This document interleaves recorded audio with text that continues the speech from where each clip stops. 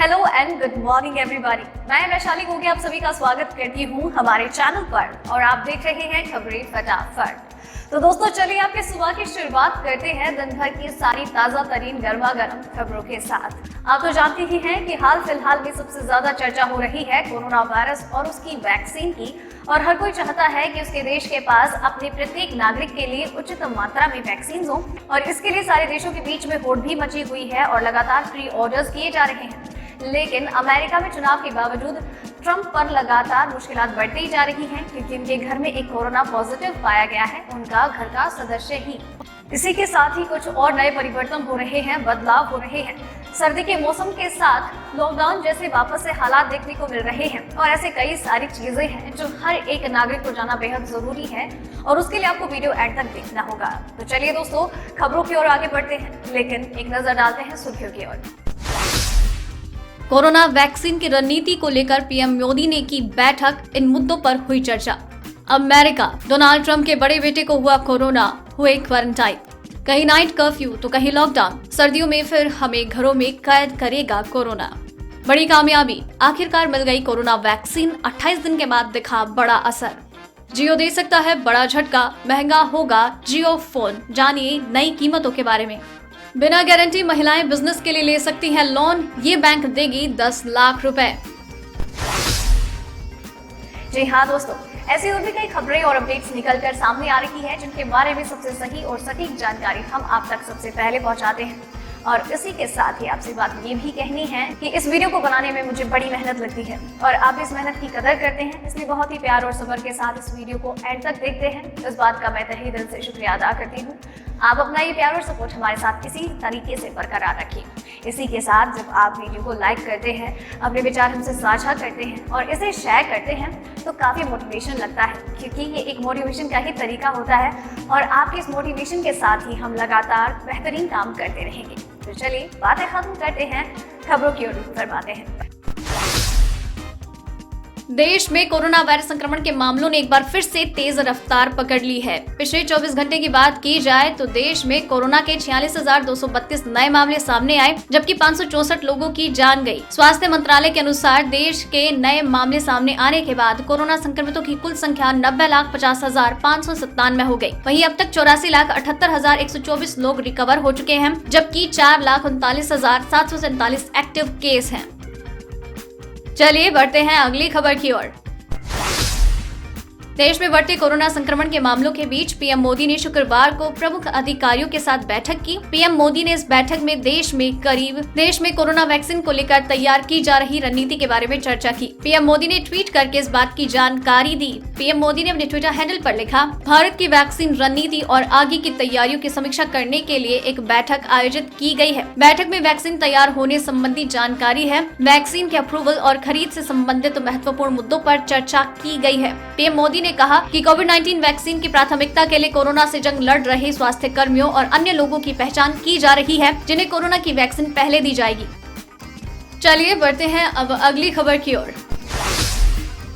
राष्ट्रपति Donald Trump के बड़े बेटे Donald Trump junior corona virus से संक्रमित हो गए। फिलहाल वो क्वारंटाइन हैं। प्रवक्ता का कहना है कि उनका इस हफ्ते कोरोना टेस्ट करवाया गया, हालांकि उनमें कोई लक्षण नहीं है। फिलहाल वो शुक्रवार से क्वारंटाइन पर हैं। ट्रंप जूनियर डॉक्टर द्वारा बताए गए सभी दिशा निर्देशों का पालन कर रहे हैं। 42 वर्षीय जूनियर ट्रंप राष्ट्रपति परिवार के हाल फिलहाल में कोरोना की चपेट में आने वाले सबसे नए सदस्य हैं। चलिए बढ़ते हैं अब अगली खबर की ओर। सर्दी में इजाफा और त्योहारी मौसम के बीच एक बार फिर से कोरोना तेज गति से बढ़ने लगा है। दिल्ली, गुजरात, मध्य प्रदेश, महाराष्ट्र सहित देश के कई हिस्सों में संक्रमितों की संख्या में फिर से उछाल आ रहा है। ऐसे में सरकारें दोबारा सख्ती, नाइट कर्फ्यू से लेकर लॉकडाउन तक पर विचार कर रही है। अन्य राज्यों के साथ साथ राजस्थान में भी धारा 144 लग गई है। कई जगह तो इस तरह के कदम उठा भी लिए गए हैं। ऐसे में सवाल है कि क्या हम दोबारा मार्च वाली स्थिति में पहुँच रहे हैं, जब कोरोना ने सभी को घर में कैद कर दिया था।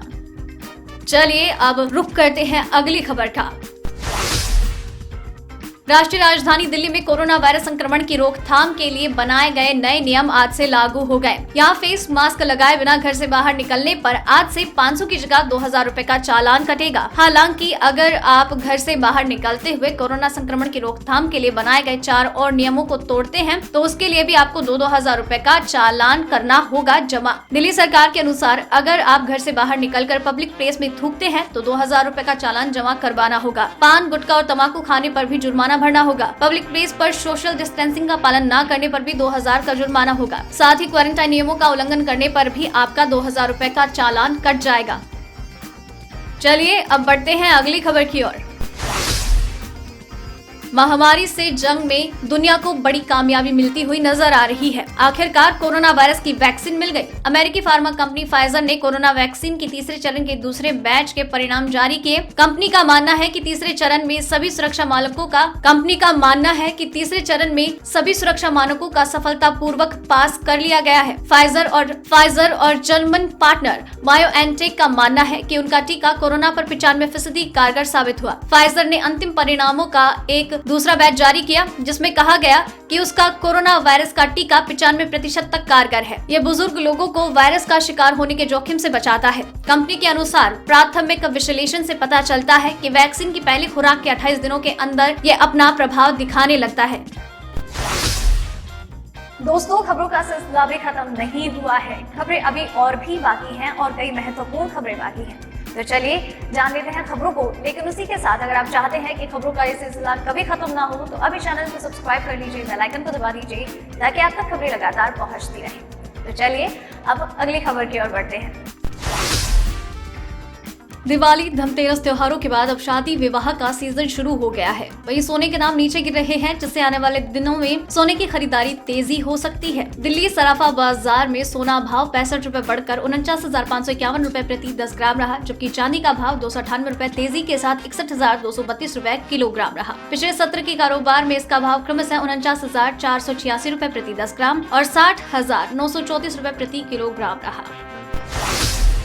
भारतीय तेल कंपनियों ने एक बार फिर से पेट्रोल डीजल के दाम में बढ़ोतरी करनी शुरू कर दी है। आज लगातार दूसरे दिन पेट्रोल डीजल के दाम बढ़ गए हैं। दिल्ली में आज पेट्रोल 81.38 रुपए और डीजल 70.88 रुपए, मुंबई में पेट्रोल 88.09 और डीजल 77.34 रुपए, कोलकाता में पेट्रोल 82.95 और डीजल 74.45, चेन्नई में पेट्रोल 84.46 और डीजल 76.37 रुपए प्रति लीटर है।